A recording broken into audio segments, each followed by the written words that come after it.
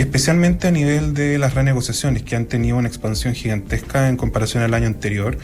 Y eso tiene varias razones desde el panorama económico que tú bien señalabas y también desde la modificación legal que atrajo a un mayor universo de personas que podían acceder a este procedimiento. Así. ¿Cada cuánto tiempo se puede renegociar una deuda o las deudas que nosotros podamos tener? Es una de las preguntas que se hacen muchas personas que están abrumados justamente por procesos de reorganización del pago de sus deudas, cuando hay justamente problemas de solvencia. Pero ahí la pregunta siempre es, claro, ¿cada cuánto tiempo se pueden renegociar? Sabemos que todas las deudas tienen solución, sobre todo si son asesoradas además en estos procesos por expertos, pero siempre están las dudas con respecto a los plazos y a qué puede pasar si es que incluso en la renegociación no estoy logrando el objetivo de salir de mis deudas. Vamos a hablar de eso el día de hoy junto a Mario Espinosa, abogado y director legal de Grupo Defensa.cl. Esto del panorama, ¿verdad?, de endeudamiento y de los ingresos de las personas, que es súper complejo, súper complicado. Y eso dice mucho con la situación y el aumento importante que están teniendo los procedimientos concursales durante este año 2025, y especialmente a nivel de las renegociaciones, que han tenido una expansión gigantesca en comparación al año anterior. Y eso tiene varias razones desde el panorama económico que tú bien señalabas y también desde la modificación legal que atrajo a un mayor universo de personas que podían acceder a este procedimiento. Así es que, bueno, hoy día hablaremos un poco de la renegociación como una solución al problema de insolvencia, al problema de sobreendeudamiento y especialmente algunos límites que tiene, como es esto de cada cuánto tiempo uno puede renegociar, porque uno pudiera pensar a priori que esto se puede hacer cada vez que lo necesite y no es tan así. No es tan así, vamos a ver justamente esos plazos ahora, porque bueno, todas las deudas tienen solución, esta reorganización es una salida organizada y efectiva, pero salimos también a la calle a preguntarle a las personas si conocen lo que es la renegociación de deudas y cuántas veces creen que se puede llevar a cabo este procedimiento, y esto fue lo que nos comentaron. Lo que yo entiendo de pactación es que como que tú, claro, te dan facilidades para pagar tu deuda, pero sí tenés que en el fondo pagar más. No lo sé, eso no lo sé. Por ejemplo, pasa cierto tiempo y las deudas expiran, por así decirlo, entonces te pueden ofertar para pagar cierto monto y liberarte de la deuda o repactar. Que tú te acercas a la entidad y tienes deuda y llegas a un acuerdo con ellos para poder pagar. Esa es la idea. Yo creo que una vez solamente. Se acerca una vez el interés de él nomás, de pagar, de ponerse al día, pero ya después ya no. Mira, es interesante entonces que hay personas que creen, sobre todo me quedo con lo último que estaba mencionando ahí, esa mujer que estaba siendo entrevistada por nosotros. Por lo menos una vez, o es difícil, la sensación, ¿no?, de que tampoco esto es infinito y se puede hacer siempre. No, por supuesto que no se puede hacer siempre. Mira, o a cada rato, digamos. Claro, mira, lo que establece la ley es que uno no puede renegociar las deudas en el procedimiento de la renegociación de persona deudora de la ley de insolvencia, sino cada 5 años. ¿Ya? O sea, tiene que transcurrir 5 años desde que renegociaste una vez para que tú lo puedas, para que puedas renegociar nuevamente, ¿ya? Ahora, la modificación que hubo en el año 2023, en agosto del 2023, incorporó algo que era bastante solicitado por quienes participamos mucho de estos procedimientos y que era muy complejo poder sujetarse solo a este límite de una vez cada 5 años, porque durante ese transcurso de tiempo podían ocurrir variaciones de las circunstancias de la persona, que cuando alcanzó el acuerdo de la negociación tenía un cierto estatus socioeconómico, un cierto nivel de ingreso, pero esa situación cambia y bueno, ahora la ley permite que dentro de esos 5 años en que tú no puedes volver a renegociar, sí puedes revisar el acuerdo de renegociación y modificarlo de acuerdo a las circunstancias o situaciones socioeconómicas que pudieran haber variado y que te permitan poder ajustar ese acuerdo que tú tenías inicialmente y poder modificarlo y ajustarlo a tu situación que estés viviendo en ese minuto. Entonces, si bien uno puede renegociar cada 5 años como regla para que se entienda de una manera muy sencilla, durante ese periodo de 5 años tú pudieras por una vez, solo una vez, modificar el acuerdo de renegociación y ajustarlo si es que han variado las circunstancias. Importante destacar entonces que, lo hemos hablado en otras oportunidades, Mario, la renegociación administrativa finalmente logra conseguir más plazo y mejores condiciones de pago que se puedan adecuar a la situación financiera que tiene el deudor. O sea, está diseñada para que quienes enfrenten dificultades financieras transitorias, digamos, no sé, quedaron sin trabajo o tuvieron alguna enfermedad que hizo aumentar los costos del presupuesto familiar, por ejemplo, claro, y que puedan pagar entonces, o que por supuesto deseen pagar sus deudas, lo puedan hacer con un nuevo acuerdo. Pero tú nos decías ahora entonces que esto se puede realizar cada 5 años. ¿A qué se refiere eso? Porque yo logro entonces esta renegociación administrativa, pero durante los 5 años lo que uno espera es que se pueda pagar esa deuda o ese conjunto de deudas que uno puede tener con más de un acreedor. Y después de eso, ¿qué es lo que pasa si es que no logro pagarla? Lo que pasa es que si durante ese transcurso de tiempo tú has ido cumpliendo o derechamente después cambian tu situación socioeconómica porque te quedaste sin trabajo o bien, cuando uno renegocia no es que quedes sin la posibilidad de volver a endeudarte. Obviamente que tu capacidad de crédito queda sujeta o queda un poco limitada, pero desde el punto de vista en estricto rigor, uno de los efectos que tiene la renegociación es que se elimina el DICOM, por lo tanto tú quedas habilitado para poder volver a ser sujeto de crédito, tomar productos financieros. Por supuesto que el acceso es más limitado, es más restringido porque se entiende que tú estás en una situación de acuerdo de renegociación y obviamente eso se toma al momento de evaluar una solicitud de crédito que tú puedas tener en ese tiempo, siempre el juicio de que al menos en el papel sí estás habilitado. Pero por lo tanto, durante ese periodo de tiempo de 5 años, que pueden variar las circunstancias porque varía tu ingreso o tu carga financiera se aumenta, te permite poder revisar el acuerdo de renegociación que está vigente y adecuarlo eventualmente a través de un nuevo acuerdo que te dé más plazo o que te permita en el fondo ajustarlo a tu capacidad de pago que tengas en ese minuto. Eso no significa que sí o sí se va a acoger, eventualmente pudiera ser, obviamente que eso tiene que uno prepararlo bien, tiene que proponerlo de una manera adecuada, tiene que conversar con los acreedores para que sea aprobado en definitiva esa modificación y empiece a regir este nuevo acuerdo sin perjuicio del derecho que tú tienes de poder volver a negociar, pero una vez transcurridos 5 años, no antes. Ya, o sea, 5 años es el plazo, o sea, antes de 5 años, después de haber renegociado, no puedo hacer cambios en lo que acordé. O sea, no puedo volver a renegociar, que es importante detallar procedimiento. Eso. Sí, lo que tú puedes hacer dentro de este plazo de 5 años es revisar el acuerdo que tú tienes vigente. Por ejemplo, hace 3 años yo firmé un acuerdo que estoy pagando, que estoy cumpliendo y eventualmente quedo sin trabajo y encuentro un trabajo con menores ingresos. Yo puedo pedir la modificación del acuerdo que está vigente, ¿ya? Pero que es una modificación del acuerdo, no es una renegociación nueva. No sé si me explico. Tú, para poder iniciar un nuevo proceso de renegociación, tiene que transcurrir 5 años desde el anterior proceso. Perfecto. Para hacer un trámite o un proceso completamente nuevo, digamos. Nuevo, exactamente, sí. Ahora, es un error muy común, Mario, confundir la repactación, el refinanciamiento y la renegociación, estas 3 R, ¿no? de las deudas. Sí. ¿Cuál es la diferencia entre cada uno de esos procesos? Mira, claro, suenan parecidos, pero son muy distintos. La repactación, lo que termina la renegociación, lo que busca es tratar de terminar con estos círculos viciosos de las repactaciones, ¿ya? Todos quienes hemos repactado algún crédito hemos visto que al final del proceso de repactación yo te salgo debiendo más plata. Quizás me baja un poquito la cuota mensual quizás me baja un poco, no de una manera muy importante, pero el saldo final de la deuda, el costo total del crédito es bastante mayor, muchas veces el doble, el triple.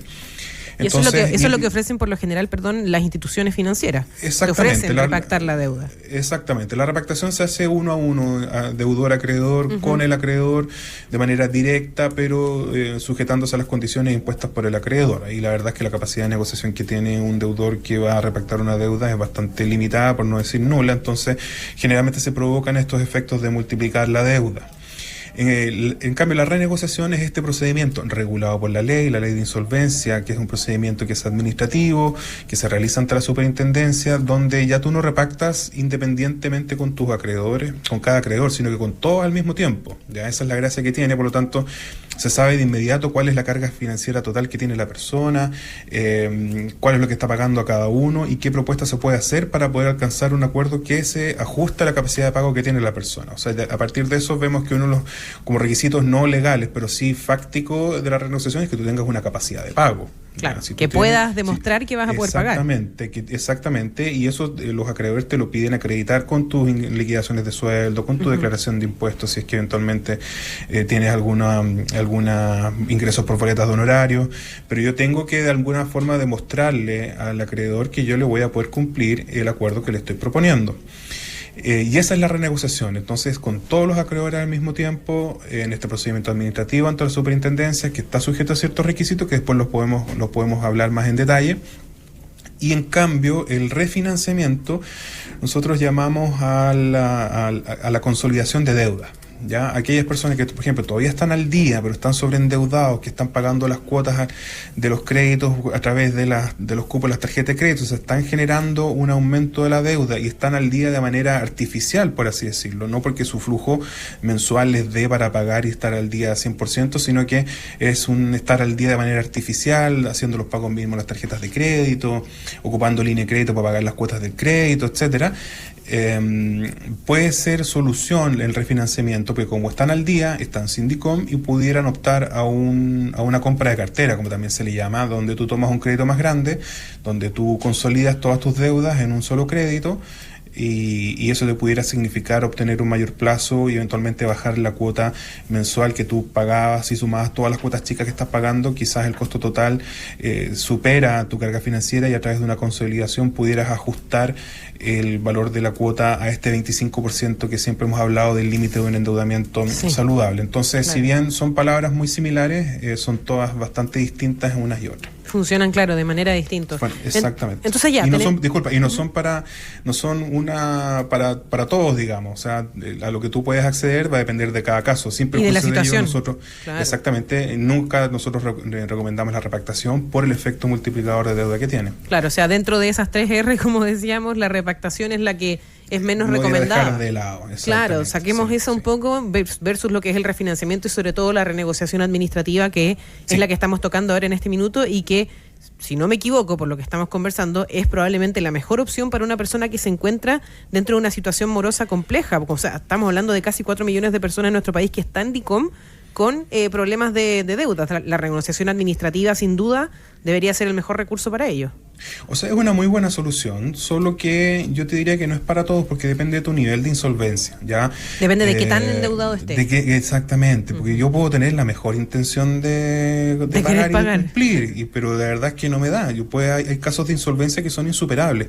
Entonces, sí, la renegociación es una muy buena solución, es una súper solución, pero no es para todos, eso es necesario evaluarlo. Tiene algunos requisitos que son barreras de entrada importantes, por ejemplo, haber sido notificado una demanda con anterioridad. Si tú tienes demasiados activos, tú puedes tener muy endeudado, pero tu flujo de caja o de ingresos mensuales no te da para pagar, pero tienes muchos activos, tienes muchos bienes, el riesgo de una renegociación, si no te la cogen, es que te vas a quiebra. Entonces son riesgos que uno tiene que evaluar al momento de tomar la decisión, versus si tú estás en una situación de insolvencia que es demasiado alta, que no tienen grandes activos, quizás la solución es más la quiebra que la renegociación. Entonces no hay una única solución para todas las personas de manera generalizada, sino que eso hay que verlo en cada caso concreto. Claro, caso a caso, pero recordar lo que hemos dicho en otras oportunidades, todas las deudas tienen solución. O sea, mientras antes se busque una salida, siempre va a ser mejor. Por supuesto, mientras antes yo me dé cuenta del problema, mejores soluciones puedo obtener, más rápidas, más eficaces y también generalmente a menor costo. No, y otras cosas que hemos mencionado, antes de darse cuenta y asumirlo, porque también muchas veces no nos gusta asumir evadimos este problema y lo hemos dicho en otra oportunidad, no un problema de la piedad del futuro, no, es que me lo merezco y se nos empieza a olvidar que esto puede ser una bola de nieve que solamente va a ir creciendo. Bueno, tu piedad del futuro va a agradecer que tu piedad del hoy o del pasado haya podido ver las señales de alerta y tomar buenas decisiones a tiempo. Exacto. Mira, vamos a hacer una pausa, Mario, porque vamos a seguir hablando de este tema, pero sobre todo de ¿Qué pasa si uno hace una mala renegociación? Porque es importante justamente asesorarse con expertos para hacer eso. Y bueno, ¿qué tipo de deudas, por ejemplo, se pueden renegociar? ¿Cuáles no? ¿Cuánto tarda en promedio el proceso de una renegociación de deuda? ¿Y qué pasa si es que este procedimiento justamente no funciona? De eso vamos a estar hablando en la vuelta de la pausa. Mario, habíamos dejado pendiente el tema de qué pasa si es que este procedimiento de renegociación no funciona. Por eso la importancia, obviamente, de asesorarse siempre con expertos, porque puede efectivamente no funcionar. Claro, a ver, tiene una alta tasa de éxito, ya así como promedio sobre el 90%. En el caso nuestro, de Grupo Defensa, tenemos el 99,99%, porque solo nos falló un caso por culpa de un acreedor, no por culpa nuestra o de nuestro cliente, pero es muy importante poder evaluarlo previamente, porque el efecto o la consecuencia que tiene no llegar a un acuerdo con tus acreedores es que tú caes en liquidación o quiebra, se llama quiebra o liquidación refleja. Es decir, una persona que con toda la buena intención del mundo concurre a iniciar este procedimiento, cumple con los requisitos legales, pero los acreedores le rechazan el acuerdo, por ejemplo, porque no puede acreditar los ingresos suficientes, porque está cesante, o por cualquier motivo que generalmente dice en relación con poder acreditar ingresos insuficientes. Los acreedores rechazan el acuerdo o no alcanzamos el quórum necesario, que es la mitad más uno. Vas a quiebra, entonces la persona pierde todas sus cosas. Por ejemplo, entonces por eso que es un procedimiento que uno tiene que evaluar de manera muy responsable el tomar la decisión de iniciarlo o no. Y en general, cuando una persona tiene muchos más activos que deudas, no es recomendable, porque el riesgo es alto. Imagínate que tú tienes tú compraste una casa que la terminaste de pagar, tienes un vehículo, recibiste una herencia y por lo tanto tienes derechos hereditarios en otra propiedad, y tus deudas, claro, son muy altas, no te alcanza a pagar con tus ingresos, porque por ejemplo puedes estar pensionado, sabemos cómo bajan los ingresos una vez que las personas se pensionan, se jubilan, pero el riesgo a que no te acepten el acuerdo, por ejemplo, ahí también es un limitante la edad de la persona, significa que pierdes todo. Entonces no es una decisión que uno pueda tomar muy a la ligera, y ahí, destacando lo que tú señalas, la asesoría que tú recibas en ese proceso de toma de decisión es muy, muy importante, porque de verdad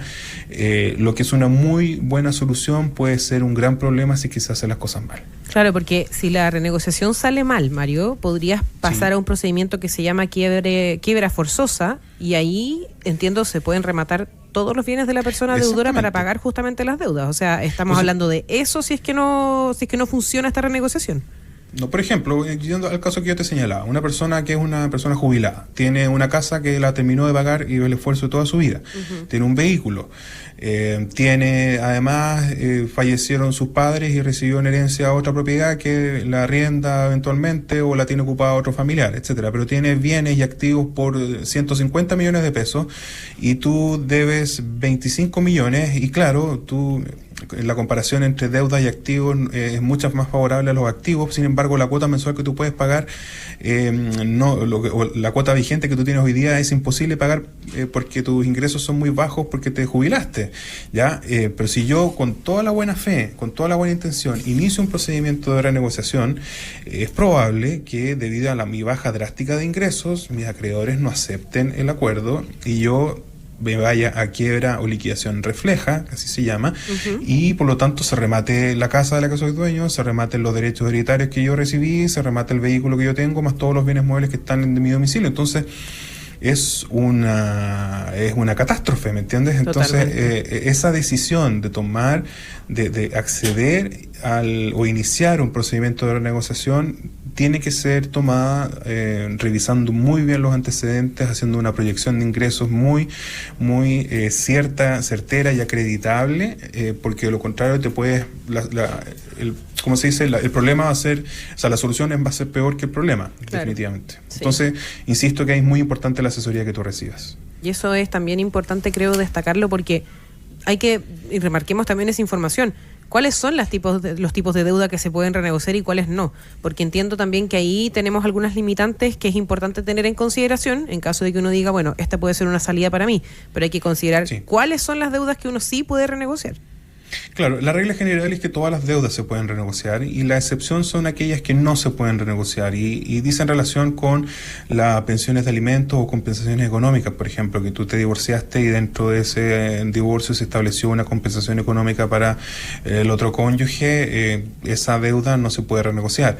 También aquellas indemnizaciones derivadas de delitos o cuasi delitos civiles, por ejemplo, fuiste condenado a pagar una indemnización, esa deuda tampoco se puede renegociar.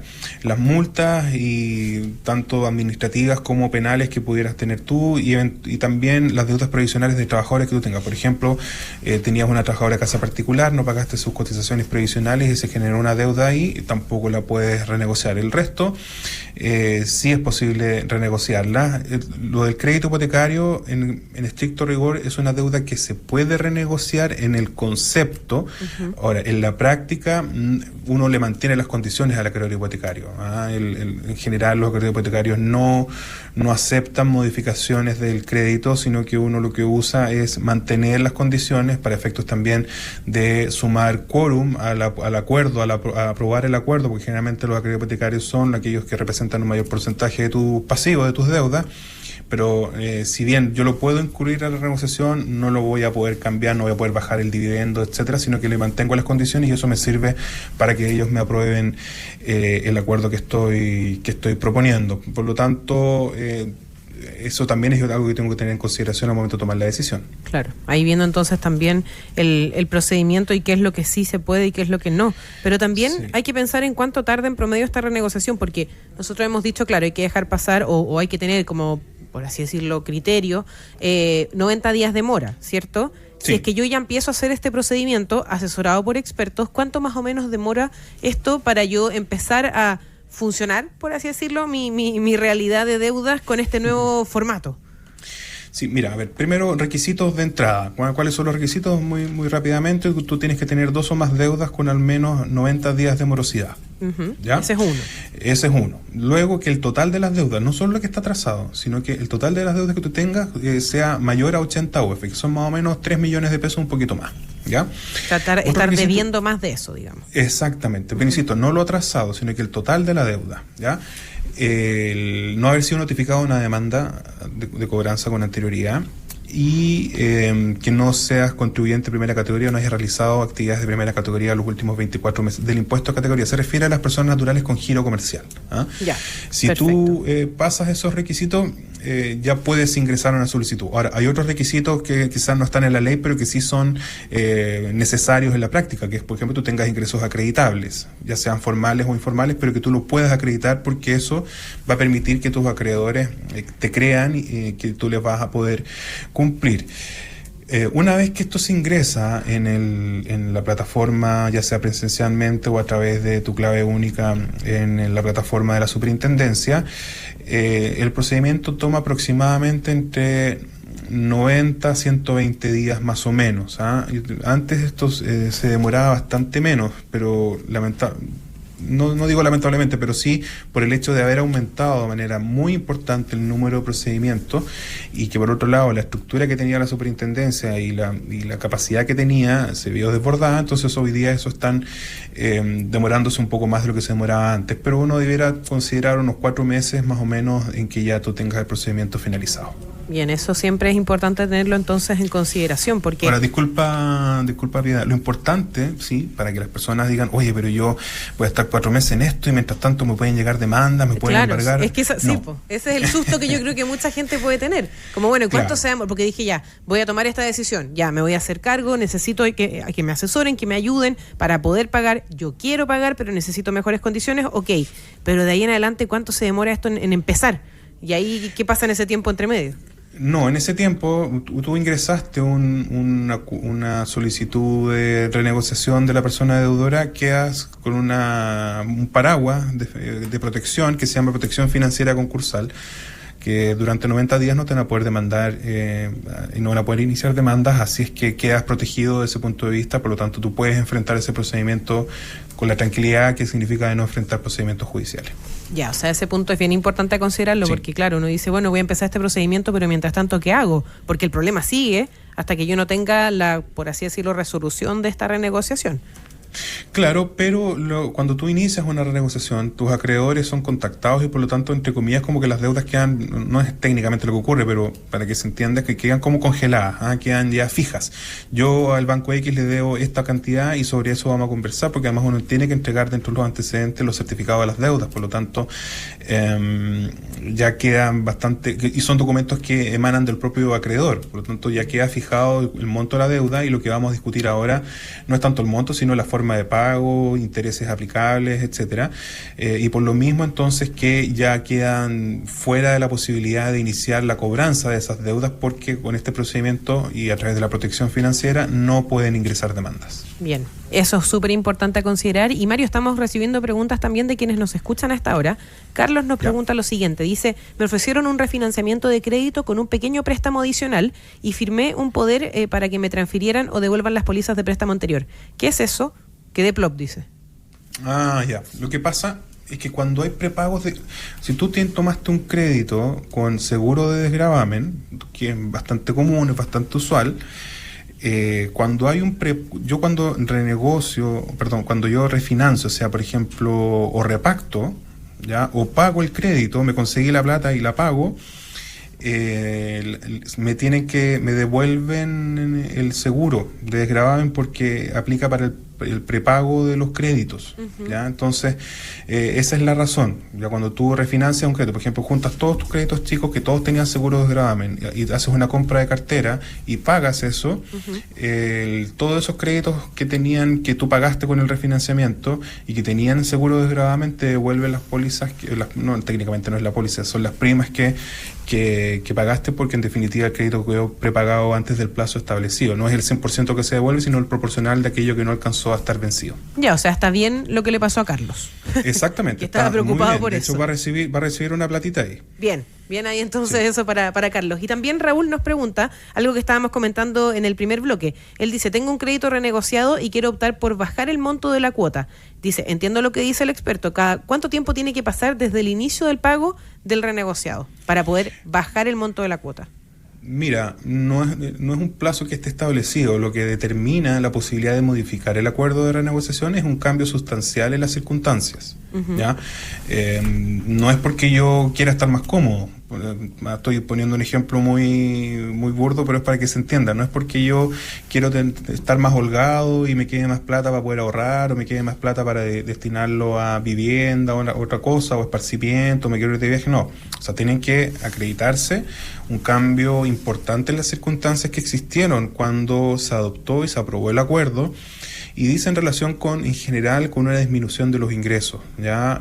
O por ejemplo, ojalá no sea el caso y no ocurra, pero alguna enfermedad sobreviniente que implique un mayor gasto del que se tenía visto cuando se tomó el acuerdo. Entonces son ese tipo de cambios de circunstancias las que se consideran para efectos de poder modificar dentro del plazo de 5 años el acuerdo que está vigente. Entonces, en estricto rigor, no es que yo tenga que esperar un año a lo menos de vigencia para poder modificar el acuerdo, sino que lo importante es que concurran circunstancias que cambiaron aquellas que existían de manera importante, que existían al tiempo de que se adoptó el acuerdo que estaba vigente. Bien, ahí entonces la respuesta para Raúl, que nos está escribiendo con esa duda. Recuerden que este capítulo completo queda disponible en el canal de YouTube de grupodefensa.cl y también en Spotify como ADN Te Escucha, por si quieren volver a revisarlo, si es que tienen dudas al respecto que quieran resolver, junto a Mario Espinosa, abogado y director legal de grupodefensa.cl, que estuvo hoy día con nosotros hablando sobre este tema. Mario, muchas gracias. Estamos en contacto.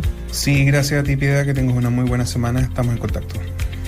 Nosotros ya nos vamos despidiendo, pero antes contarles lo que ya estábamos mencionando. Te llaman por cuotas vencidas, pero no puedes pagar. Renegociar, ya lo sabemos, es una forma legal de ordenarte, y en defensadeudores.cl te ayudan a hacerlo bien. Evalúa tu caso sin costo en defensadeudores.cl, porque mereces una segunda oportunidad. Defensadeudores.cl, más de 25 años ayudando a más de 500.000 familias a liberarse de las deudas.